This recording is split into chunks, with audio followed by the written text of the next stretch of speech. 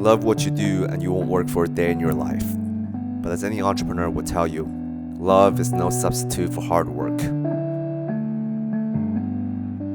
There are bills that need to be paid, clients to chase down, and people who depend on you. One day you will grow old and you won't have the same energy as you did in your youth. Maybe robots will take over your job. How will you then make ends meet? This is why you need passive income.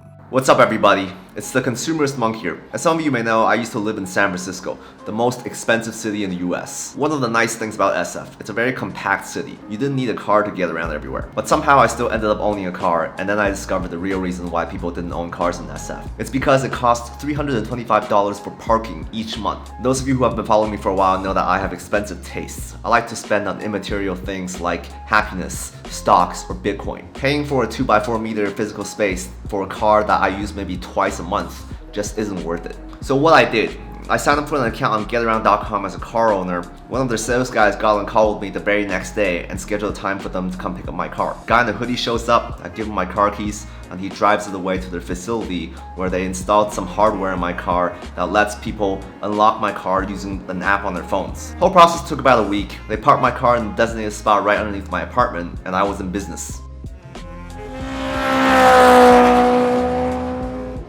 My car gets listed on the Getaround app where people can book it, unlock it, drive it, and return it without me lifting a finger. If I needed to use the car myself, I can use the app to block off a section of my calendar. Every time somebody books my car, I get a notification on my phone that tells me how much money I will earn from this trip. Even with Getaround taking a 40% cut, I still managed to make $5,500 in a year, which comes out to about $460 per month, which is more than enough to cover my parking costs. I looked at the numbers and I was like, oh wow, I'm making a profit. The only natural conclusion from that is to double down. So I took out 2 auto loans and financed 2 more cars, a 2016 BMW 3 Series and a 2015 Mercedes-Benz C-Class. I know the exact kind of person who rents my cars. Too cheap to own their own car, but they still want to impress the date.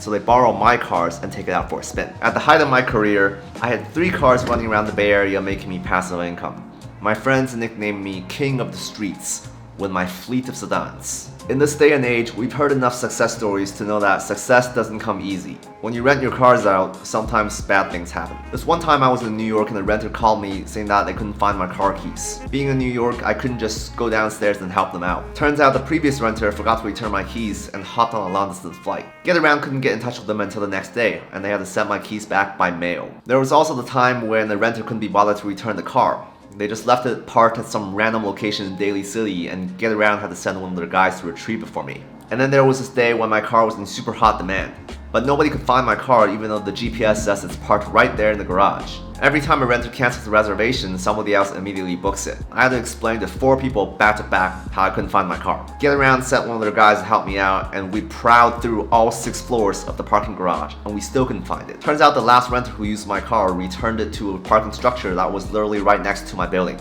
The GPS wasn't wrong, it just wasn't precise enough. I hate to generalize, but renters, maybe the reason they don't own a car is because they're very bad at driving. My first car got dented twice. Even though Getaround paid for all the repairs, each time it took my car out of commission for at least 3 weeks. My second car, the BMW, a renter crashed it into a utility pole. Nobody got hurt, but the car was declared a total loss. Getaround paid me out for the full market value of the car, which was basically the same price I bought it at. I got real lucky with that one.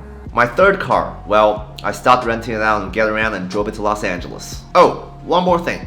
People leave trash in your cars. The more expensive your car is, the higher the quality of trash. I found this utility knife, this USB to lightning cable, and one of those cute sunglasses you get from music festivals. But there's also less savory things, like used tissue paper. If people are nasty enough to leave used tissues in my car, sometimes I wonder if these same people have the courtesy to smash in my backseat. This is why I never sit in the backseat of my own cars. My name's Alan Z, Consumerist Monk. I believe that it's human nature for people to leave trash in other people's cars. Even if you don't do it and your friends don't do it, some human being will do it, and that's okay. This is the cost of doing business and one of the primary reasons why I stopped renting my cars out on Getaround. But I still made a killing off of it though. Just saying. If you haven't done so already, please give this video a like and smash that subscribe button. My only purpose in life is to reach 100 subscribers, and we are so close. Until next time. Go for it. Now a little little bit of gas. Don't brake early. This one is very tight left.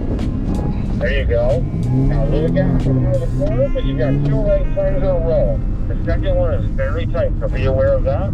Here you can give it a little bit of ground. Brake a little.